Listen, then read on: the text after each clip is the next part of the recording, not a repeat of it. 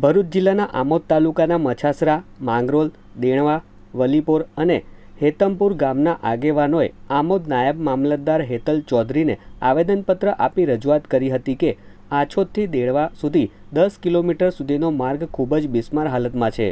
ઉબડખાબડ અને ખખડધજ બનેલા રોડ પરથી વાહન ચાલકોને અવરજવર કરવામાં ખૂબ જ મુશ્કેલી ઊભી થઈ છે।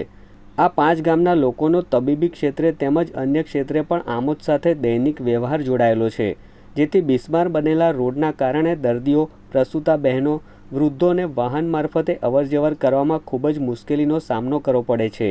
ત્યારે આ મામલે અનેક વખત તંત્રને રજૂઆત કરવા છતાં આજ દિન સુધી કોઈ નિરાકરણ નહીં આવતા 5 ગામના લોકોએ આગામી ચૂંટણીનો બહિષ્કાર કરવાની ચીમકી ઉચ્ચારી હતી। આછોદ, મછાસરા, માંગરોળ, વલીપુર, દેનવા, ઈતમપુરા ના ગામજનોએ આજે આવેદનપત્ર આપવા આવેલા છે।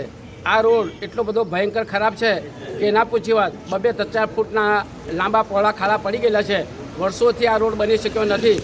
સરકારની જવાબદારી છે કે રોડ, રસ્તા, પાણી, લાઇટ અને શિક્ષણ, આરોગ્ય આ બધી સેવાઓ એમને કરવાની હોય છે, પણ સરકાર આ બાબતમાં નિષ્ફળ ગયેલી છે। આ રોડ પર ધારાસભ્યો, સંસદ સભ્યો જઈ શકે છે, રોડ જોઈ શકે છે, પણ સરકારશ્રીને ખાલી વોટની જ ચિંતા છે, રોડની કે કોઈ આમ જનતાની કોઈની ચિંતા કરી નથી।